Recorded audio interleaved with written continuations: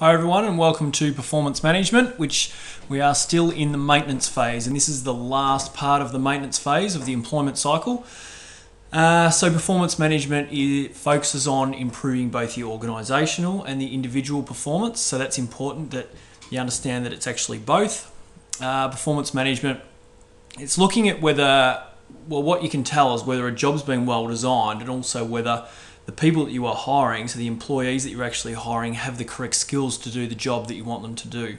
So closely linked with the performance management is the training, because what you might do is you might analyse the performance of an individual and you might determine that they actually need more training. You might also determine that they've been doing a really good job and they need to be rewarded and recognised for that good work. It might be that you think that they're in line for promotion, or you might also find out the goals that the individual has and you might work with them on their goals, and that might help determine if they require any further type of training or anything like that to achieve those goals. To manage an employee's individual performance, a performance appraisal is normally conducted. So performance appraisal can be done in a lot of different ways, but essentially this is the purpose of a performance appraisal. That is, firstly, to provide feedback from management to the employee regarding their performance, so the employee knows how well they're doing. It acts as a measurement against where promotion and pay rises can be determined. So you might say that, or find out that, well, they've met their expectations or exceeded expectations or their targets, therefore we think you should get a pay rise or you should be promoted. It can help monitor employee selection. So as we said before, that you're actually analysing the job, the performance of an employee against the actual job, and you're seeing, well, are we actually choosing the correct people? Can help identify any training and development needs that are required. So if it doesn't have to be that the employee is performing poorly so they need more training. It can be that, but it can also be that the employee is doing really well and we want them to develop their career. So what kind of training do they need in order to develop their career? It might be some kind of leadership or team leadership type training.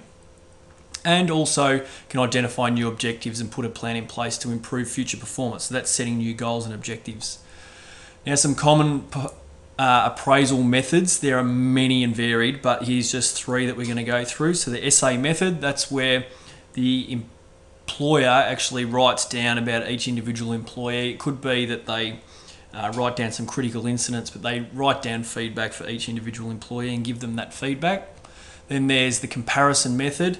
That is where, normally done on a scale of 1 to 5, where it's looking at how they actually perform against certain criteria, and you give them a rating. It could be 5 that's excellent, and 1's quite poor, as you can see in this case. Almost always is 1 and almost never is 5, but it's some kind of scale. And then 360-degree feedback, which these days is done really quite a fair bit, and it's getting feedback from all people that are involved with the employee. So you can see there's just a couple, but the manager, their peers, any of their subordinates, it could even be customers and people like that. So you're getting a full view of all the people they come into contact with when they're conducting their work, how they actually performing. So you're getting a full 360-degree view of that employee.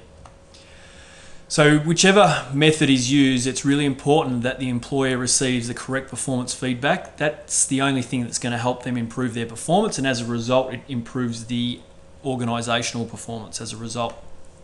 So just to recap, we've gone through the maintenance phase. First of all, we started off with the induction, then went into training and development, rewards and recognition, and in this video we went through performance management.